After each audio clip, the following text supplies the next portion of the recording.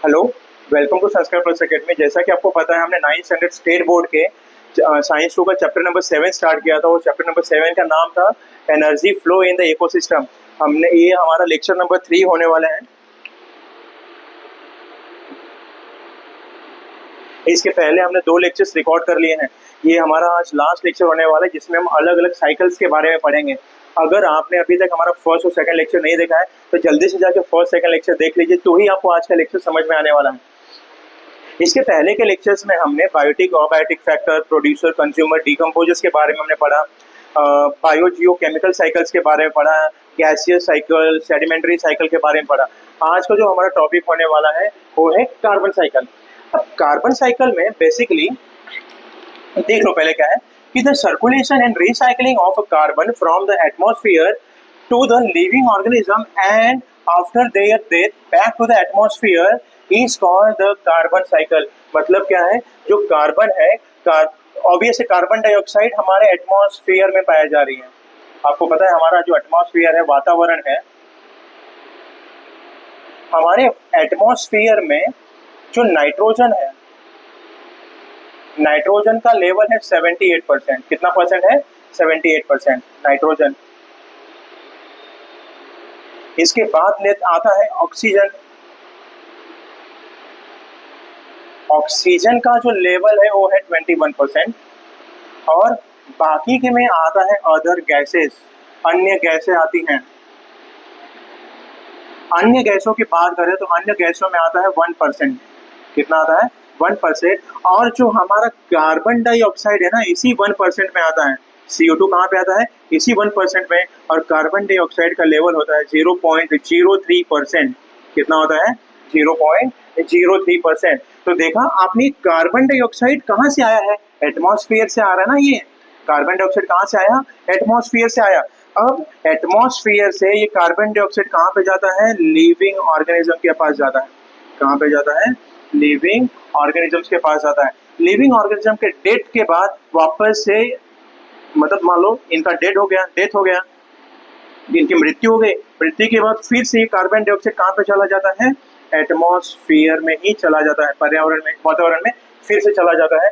यहाँ पे जो इसका साइकिल चलता है, मतलब यहाँ से आया लिविंग ऑर्गेनिज्म, फिर से यहाँ पे कहाँ पे चला गया? एटमॉस्फेयर में चला गया। इसी को हम क्या बोलते हैं? कार्बन साइकिल बोलते हैं। Abiotic carbon atoms are circulated and recycled into the biotic form mainly through the photosynthesis and the respiration। आपको पता है कि एटमॉस्फेयर में कार्बन डाइऑक्साइड प्रेजेंट है। एटमॉस्फेयर में कार्बन डाइऑक्साइड प्रेजेंट है। उस कार्बन डाइऑक्साइड को एब्जॉर्ब कौन करता है? उस कार्बन डाइऑक्साइड को, ये जो कार्बन डाइऑक्साइड है, इसको एब्जॉर्ब कौन करेगा? प्लांट्स। प्लांट्स क्या करेंगे? फोटोसिंथेसिस करेंगे। प्लांट फोटोसिंथेसिस करता है, फूड बनाएगा। फूड बनाएगा, ऑक्सीजन रिलीज करेगा। फूड बनाएगा प्लस ऑक्सीजन रिलीज करेगा।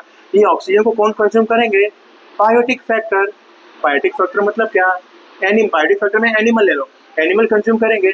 और एनिमल क्या बाहर निकालते हैं? Carbon dioxide. एनिमल क्या बाहर निकाल रहे हैं? Carbon dioxide. यही प्रोसेस कैसे कैसे चल रहा है ये। इसमें इन्होंने बोला कि फोटोसिंथेसिस एंड रेस्पिरेशन की वजह से क्या बन रहा है? कार्बन डाइऑक्साइड बन रहा है। The carbon cycle is one of the important bio Jio chemical cycle. ये बहुत इंपॉर्टेंट साइकिल है। मैं फिर से बोल रहा हूँ कि अगर कार्बन डाइऑक्साइड नहीं रहेगा, कार्बन डाइऑक्साइड नहीं रहेगा तो प्लांट्स नहीं रहेंगे। प्लांट्स नहीं रहेगा तो फूड नहीं रहेगा। फूड नहीं रहेगा तो कंज्यूमर्स नहीं रहेंगे। कंज्यूमर्स मतलब हम ही नहीं रहेंगे। यहाँ कार्बन नहीं रहेगा तो भी डिसएडवांटेज है, कार्बन ज्यादा हो गया तो भी डिसएडवांटेज है। कार्बन ज्यादा हो गया तो ग्लोबल वार्मिंग बढ़ेगा, ग्लेशियर्स पिघलेंगे और पानी का लेवल बढ़ जाएगा। पानी का, समुद्र में पानी का लेवल बढ़ेगा तो हर सब चीजें क्या हो जाएंगी? डूब जाएंगी। तो इसके एडवांटेज और डिसएडवांटेज दोनों भी हैं। तो याद रखना, इसलिए इसको क्या बोला जाता है? Important bio Jio chemical cycle. Plants converts carbon dioxide into the carbohydrate. Carbohydrate मतलब इसका याद रख लेना, फ्रूट्स। जो भी फ्रूट्स हैं उसके अंदर कार्बोहाइड्रेट पाया जाता है। अब ये फ्रूट्स कैसे बनाया उसने? फोटोसिंथेसिस के प्रोसेस से। सिमिलरली अब जब आप फ्रूट्स को खाते हो, कार्बोहाइड्रेट जब खाते हैं यहाँ, तो इसका डिकम्पोजिशन होता है हमारे स्टमक में, और यही किसके अंदर बन जाता है, ग्लूकोज के अंदर बन जाता है। और ग्लूकोज का फॉर्मूला होता है C6H12O6। और ये याद रखना, कार्बोहाइड्रेट कौन से प्रोसेस से बना है, फोटोसिंथेसिस से बना है, प्रकाश संश्लेषण की क्रिया से बना है। सिमिलरली दे produces carbon compounds like protein, fats etcetera. मतलब क्या, कार्बोहाइड्रेट के साथ साथ में प्रोटीन और फैट भी जरूरी है। तो एक ह्यूमन को अगर प्रॉपर डाइट लेना है तो उसके डाइट में, बैलेंस डाइट में कार्बोहाइड्रेट, प्रोटीन और फैट का इन्वॉल्वमेंट होना बहुत जरूरी है। ये herbivorous feeds upon the plants, carnivorous feeds upon the herbivorous. हमें पहले लेक्चर में देखा कि हर्बीवोरस किसके ऊपर डिपेंड करेंगे, प्लांट्स के ऊपर। कार्निवोरस किसके ऊपर डिपेंड रहेंगे, हर्बीवोरस के ऊपर। In this way biotic carbon is transported from the plants to the herbivorous, from the herbivorous to the plants. मतलब क्या, सिंपल सा, पहले प्लांट्स आएंगे, प्लांट का एनर्जी कौन कंज्यूम करेगा, हर्बीवोरस। हर्बीवोरस का एनर्जी कहाँ पे जाएगा, कार्निवोरस के अंदर जाएगा ये। और इस तरह से क्या होता है, कार्बन डाइऑक्साइड का या कार्बन का ट्रांसफर होते जा रहा है। और ऐसे से करते करते कहाँ पे पहुंचेगा, एकदम एपेक्स लेवल तक पहुंचेगा, टॉप लेवल तक पहुंचता है ये। नीचे दो रिएक्शंस दिए गए हैं कार्बन के। जो पहला वाला रिएक्शन दिया गया है ये प्लांट के लिए दिया गया है। किसके लिए दिया गया, फर्स्ट वाला प्लांट के लिए, और सेकंड वाला दिया गया है एनिमल्स के लिए। प्लांट्स क्या करते हैं, कार्बन डाइऑक्साइड और पानी चाहिए उनको। प्लांट्स को क्या चाहिए, कार्बन डाइऑक्साइड और वाटर चाहिए, साथ साथ में सनलाइट चाहिए। सनलाइट चाहिए तो प्लांट्स के लीव्स में पाया जाता है क्लोरोफिल। प्लांट्स के लीफ में क्या पाया जाता है, क्लोरोफिल। और इतना आप याद रखना, ये जो क्लोरोफिल है, क्लोरोफिल को बोला जाता है किचन ऑफ प्लांट। क्या बोला जाता है, प्लांट के किचन बोला जाता है, क्योंकि इसी क्लोरोफिल में ये सारे रिएक्शंस हो रहे हैं। मतलब क्या बन रहा है, ग्लूकोज बन रहा है, कार्बोहाइड्रेट बन रहा है। जहाँ पे खाना बनता है उसको किचन ही बोलते हैं ना। तो याद रखना, कोई पूछेगा which is called as the kitchen of a plant, तो क्या बोलना, किसको बोलोगे, क्लोरोफिल को बोलते हैं किचन ऑफ प्लांट। और क्लोरोफिल कहाँ पे पाया जाता है, लीफ में पाया जाता है। क्लोरोफिल कहाँ पे पाया जाता है, लीफ में पाया जाता है। तो ये ग्लूकोज बनता है, वाटर बनता है और कार्बन ऑक्सीजन बनता है। तो आपको पता है प्लांट क्या करते हैं, कार्बन डाइऑक्साइड अंदर लेते हैं, कार्बन डाइऑक्साइड अंदर लिया और छोड़ते क्या है, ऑक्सीजन बाहर छोड़ते हैं, प्लस पानी भी छोड़ते हैं। पानी मतलब क्या, वेपर के फॉर्म में पानी बाहर निकलता है। अगर आपको देखना है, आप बोलो सर कैसे पानी निकलता है, पानी कैसे बोल सकते हैं, आप सिंपल सा एक प्रैक्टिकल करना। आप सभी के घर में छोटे छोटे प्लांट्स रहेंगे, प्लांट की किसी एक पत्ती के ऊपर ना एक थैली, जैसे मनी प्लांट है, मनी प्लांट में उससे ज्यादा अच्छे से दिख जाएगा आपको। मनी प्लांट या मैंगो प्लांट रहेंगे तो उसके अंदर क्या करना ना, उसके एक लीफ के ऊपर ना एक थैली बांध देना। आप थैली अच्छे से बांध दिए कि अंदर हवा नहीं जा पाए हो और ट्रांसपेरेंट थैली रहे हो। अब ना कुछ टाइम के बाद, घंटे 2 घंटे के बाद आप देखेंगे ना, उस प्लांट के अंदर जो, जहाँ पे अपने पत्ती पे थैली बांधा था, उस थैली के अंदर ना ड्रॉपलेट्स आ गए। और ड्रॉपलेट्स कहाँ से आए, वेपर के फॉर्म में आए। ड्रॉपलेट ही क्या है, H2O है। और ये जो प्रोसेस है सेकेंड वाला, ये हो रहा है किसके अंदर, एनिमल्स के अंदर हो रहा है। प्लांट्स ने जो कार्बोहाइड्रेट बनाया, जो ग्लूकोज बनाया, उसको हमने कंज्यूम किया। मतलब हमने क्या किया, ग्लूकोज को कंज्यूम किया। और हमको क्या जरूरत है, वाटर, ऑक्सीजन का जरूरत है। अगर एनिमल्स के पास अगर ऑक्सीजन नहीं रहेगा तो चलेगा क्या, नहीं चलेगा ये। और हमारे अंदर एनिमल बॉडी के अंदर पाया जाता है, या सेल के अंदर पाया जाता है एक इंपॉर्टेंट चीज जिसको बोलते हो माइटोकॉन्ड्रिया। क्या बोलते हैं, माइटोकॉन्ड्रिया। इसको हिंदी में बोलते हैं तंतु कणिका। क्या बोलते हैं, तंतु कणिका। और इतना याद रखना, जब भी आप माइटोकॉन्ड्रिया दोनों में पाया जाता है, प्लांट सेल और एनिमल सेल दोनों में पाया जाता है। लेकिन एनिमल दोनों, जहां पे भी सुनोगे माइटोकॉन्ड्रिया, इसको याद रखोगे पावर हाउस ऑफ सेल। क्या बोलते हैं, power house of the cell. ऊर्जा का शक्ति गृह बोलते हैं किसको, माइटोकॉन्ड्रिया को। जितना भी एनर्जी का बनना होता है सब कहाँ पे बनता है, माइटोकॉन्ड्रिया में बनता है। अब माइटोकॉन्ड्रिया में जैसे ही गया, क्या बनता है, कार्बन डाइऑक्साइड। आपने खाना खाया, ऑक्सीजन लिया, तभी तो क्या होगा, डाइजेशन होगा। अब मान लो आपने खाना खाया और ऑक्सीजन ले ही नहीं रहे हो, तो खाना डाइजेस्ट नहीं हो पाएगा। तो जैसे ही आपने दोनों चीजों को कंज्यूम किया, आप सांस छोड़ते हैं, सांस छोड़ते तो क्या निकलता है, कार्बन डाइऑक्साइड।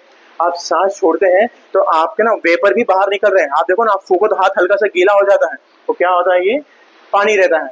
और ये एनर्जी, आप खाना खाते हो तो एनर्जी भी मिलता है ना। ये दो टाइप के रिएक्शन, ये दोनों रिएक्शन आपको याद रहने चाहिए। जल्दी से इसको कॉपी कर लीजिए।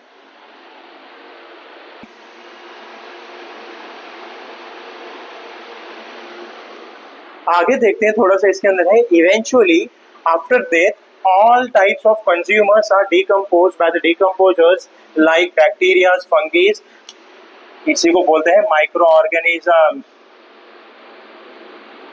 मतलब किसी भी डेड बॉडी को कौन डिकम्पोज करता है? बैक्टीरिया एंड फंगी डिकम्पोज करते हैं और कार्बन डाइऑक्साइड बाहर निकलता है अगेन इनटू द एटमॉस्फेयर। हमने अभी इसके पहले वाले टॉपिक में देखा कि एटमॉस्फेयर से कार्बन डाइऑक्साइड बायोटिक फैक्टर के अंदर मिल रहा है और फिर से इनके डेड के बाद कहाँ पे चला जा रहा है? कार्बन डाइऑक्साइड वापस से एटमॉस्फेयर में चला जा रहा है and used again by a living organism. बार बार ये साइकिल चलते जा रहा है। In this way carbon is continuously pass from one living organism to other. After the death of a living organism, carbon goes to the atmosphere and is again taken up by the living organism. मतलब क्या हो रहा है? Atmosphere से carbon dioxide living organism के पास जा रहा है, इनके डेड के बाद फिर से कहाँ पे चला जा रहा है? एटमॉस्फेयर में चला जा रहा है। यही साइकिल कंटिन्यूअस चलते जा रहा है। ये carbon dioxide is released into the atmosphere through the abiotic processes like the burning of fossil fuel, wood, forest fire, volcanic activities। ये सारी चीजें कुछ कुछ नेचुरल है, कुछ कुछ ह्यूमन एक्टिविटीज हैं। Oxygen is release into the atmosphere by the biotic factors of photosynthesis and carbon dioxide through the respiration। This equilibrium of oxygen and carbon dioxide gases in the atmosphere is maintained by the plant। मतलब क्या है? Carbon oxygen का level and carbon dioxide का level कौन maintain करता है? Maintain कौन करता है? प्लांट्स। अगर हमने देखा अभी कार्बन डाइऑक्साइड का लेवल ज्यादा हो गया तो क्या प्रॉब्लम है, कम हो गया तो क्या प्रॉब्लम है? तो अगर हमें कार्बन डाइऑक्साइड का लेवल मेंटेन करके रखना है तो हमको ज्यादा से ज्यादा प्लांटेशन करना पड़ेगा, ज्यादा से ज्यादा पेड़ लगाने पड़ेंगे। ये सोचने के लिए बोला है, सोचना जरा आप। The carbon cycle is very effective in the temperate region. Why it is so? जो कार्बन साइकिल है बहुत ज्यादा इफेक्टिव है जहाँ पे टेम्परेचर बहुत ज्यादा है। क्यों? टेम्परेचर ज्यादा होने का, टेम्परेचर ज्यादा कहाँ पे है? जहाँ पे प्लांट्स का कमी है। प्लांट्स का जहाँ पे कमी रहेगा वहाँ पे कार्बन डाइऑक्साइड का लेवल ज्यादा रहेगा और हमने पढ़ा जहाँ पे कार्बन डाइऑक्साइड का लेवल ज्यादा है वहाँ पे ग्लोबल वार्मिंग या हाई टेम्परेचर रीजन क्रिएट होता है। ऐसे ही नंबर ऑफ क्वेश्चंस पढ़े हैं, जब पढ़ना जरा, जो नहीं आएगा उसको कमेंट करना, मैं आंसर दे दूंगा उसको।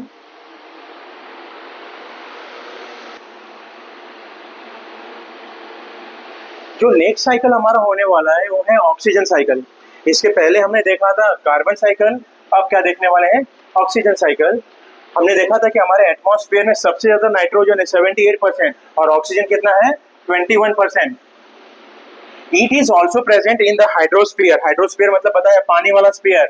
लिथोस्फीयर मतलब कहाँ पे? हाइड्रोस्फीयर और लिथोस्फीयर में भी क्या पाया जा रहा है? ऑक्सीजन पाया जा रहा है। Circulation and recycling of oxygen with in the biosphere is called the oxygen cycle. मतलब क्या है? Circulation and recycling of oxygen with in the biosphere. Biosphere में ही तीनों चीजें हैं, लिथोस्फीयर, एटमॉस्फेयर और लिथोस्फीयर, एटमॉस्फेयर और hydrosphere.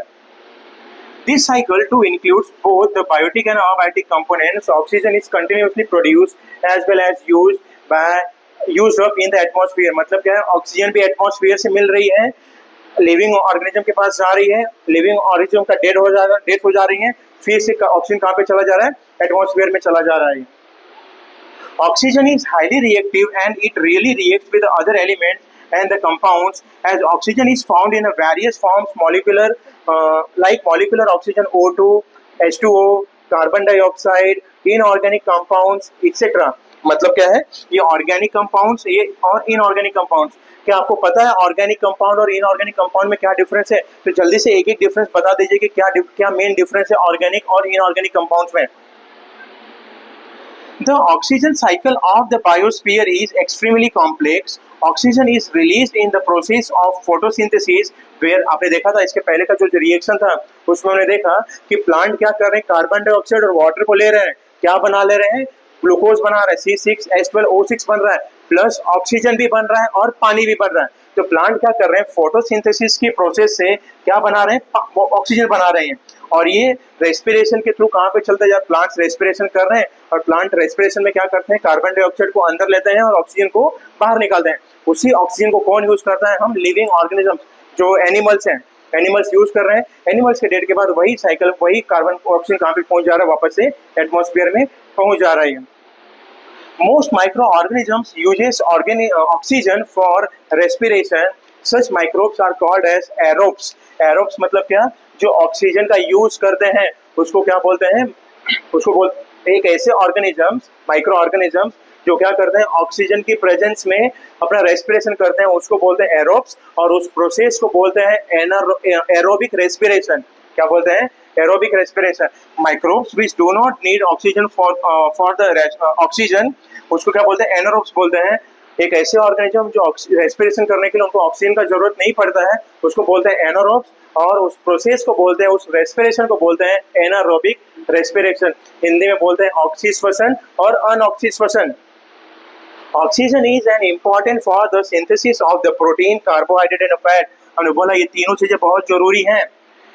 It is also used in the various chemical reaction. Ozone is produced from the oxygen through various atmospheric process. तो याद रखना हमारे एटमॉस्फेयर में ना ओजोन का एक लेयर पाया जा रहा है, ओजोन का सिंबल होता है O3।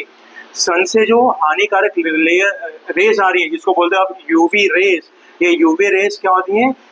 कैंसर कॉजिंग एजेंट्स रहते हैं इसके पास। ये ओजोन क्या करता है ना, जो कैंसर कॉजिंग एजेंट्स है उसको रिफ्लेक्ट कर देता है। क्या कर देता है? रिफ्लेक्ट कर देता है, और यहाँ पे सेफ हीट आपके पास तक आता है। ये अगर ये ओजोन लेयर नहीं रहता था तो ये यूवी रे भी आपके पास आता था, और कैंसर कॉजिंग एजेंट्स जो है आपकी स्किन को डैमेज करते थे ये, और आपको स्किन कैंसर का पॉसिबिलिटी ज़्यादा हो सकता था। तो यहाँ पे ओजोन लेयर एक प्रोटेक्टिव लेयर जैसा काम करती है हमारे एटमॉस्फेयर में। याद रखना है, जल्दी से इसको कॉपी कर लीजिए आप। 3 हमने अभी तक कार्बन साइकिल देखा, ऑक्सीजन साइकिल देखा, तीसरा होने वाला है नाइट्रोजन साइकिल। जैसा कि हमने पढ़ा है कि हमारे एटमॉस्फेयर में नाइट्रोजन कितना है? 78% है। इसमें हमको यही देखना है। Nitrogen form 78%, that is the maximum portion of the atmosphere. हमारे एटमॉस्फेयर में सबसे ज्यादा कौन सी गैस पाई जाती है? तो है nitrogen gas. It is necessary to maintenance of the cycle of the nature. The circulation and recycling of a nitrogen gas into the form of different compounds to the various biotic and abiotic process is called as the nitrogen cycle. आप ये इसका definition याद रखना है, यहाँ से लेके यहाँ तक क्या है इसका definition है। All organisms participate in the nitrogen cycle. I'm scrolling up. All organisms participate in the nitrogen cycle. जितने भी हैं, जितने भी ऑर्गेनिज्म हैं, सब क्या कर रहे हैं? नाइट्रोजन साइकिल में पार्टिसिपेट करते हैं। It is an important component of the protein and nucleic acid. Protein और न्यूक्लिक एसिड, न्यूक्लिक एसिड मतलब क्या? डीएनए और आरएनए की बात कर रहा है। सब जगह क्या पाया जा रहा है? नाइट्रोजन पाया जा रहा है। As compare to the elements, it is inactive and does not easily combine with each other elements. Most organisms cannot use the free form of nitrogen.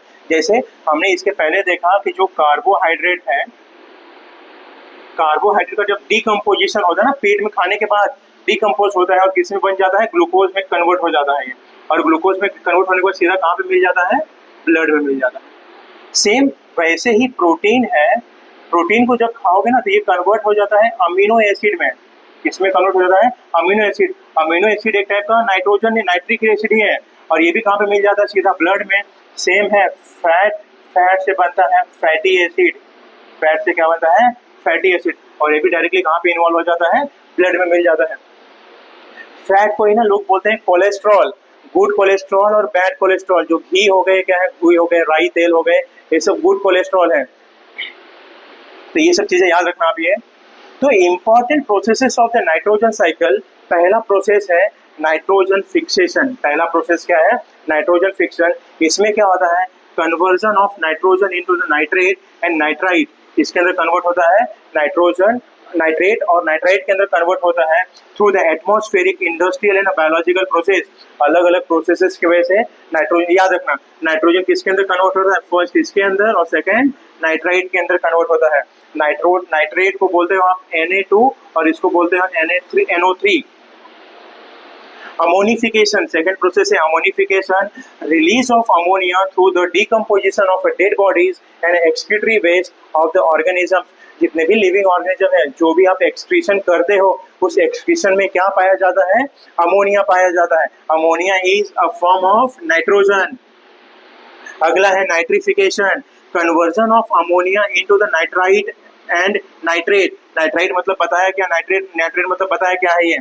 तो अब क्या होता है, जो अमोनिया बना है, अमोनिया का कन्वर्जन किसके अंदर होता है, नाइट्राइट और नाइट्रेट के अंदर होता है। Denitrification, conversion of nitrogen compound into the gaseous nitrogen. अब यहाँ पे नाइट्रोजन नाइट्रेट और नाइट्राइट बन के तो नाइट्रोजन कंपाउंड बन गई है। अब उसके अंदर कैसे वो नाइट्रोजन कंपाउंड किसके अंदर कन्वर्ट हो जाते हैं, नाइट्रोजन के अंदर कन्वर्ट हो जाते हैं। तो इस तरह से आपका पूरा प्रोसेस क्या होता है, नाइट्रोजन साइकिल खत्म हो गया। आपको बस तीनों में से कार्बन साइकिल, ऑक्सीजन साइकिल और नाइट्रोजन साइकिल तीनों इंपॉर्टेंट है। तीनों में से सबसे ज्यादा इंपॉर्टेंट कौन है, नाइट्रोजन साइकिल, क्योंकि यहाँ पे 3 प्रोसेस है, याद रखना। नाइट्रोजन साइकिल 4 स्टेप में होते हैं, नाइट्रोजन फिक्सेशन, अमोनिफिकेशन, नाइट्रिफिकेशन और डीनाइट्रिफिकेशन। ये 4 प्रोसेस याद रखना आप, बहुत इंपॉर्टेंट है। यहाँ पे हमने अपना चैप्टर ये खत्म कर दिया। आई होप आपको पूरा ये समझा होगा क्या है। जहाँ पे भी आपको नहीं समझ रहा है, आप एक बार 2 बार देखने का ट्राई करें, उसके बाद भी अगर नहीं समझ रहा है वो टॉपिक कमेंट कर दीजिए, मैं उसका आंसर आपको जल्दी से जल्द देने का ट्राई करूंगा मैं। अगर आपको ये वीडियो अच्छी लगी हो तो लाइक करें, शेयर करें और सब्सक्राइब करें। मिलते हैं नेक्स्ट चैप्टर में।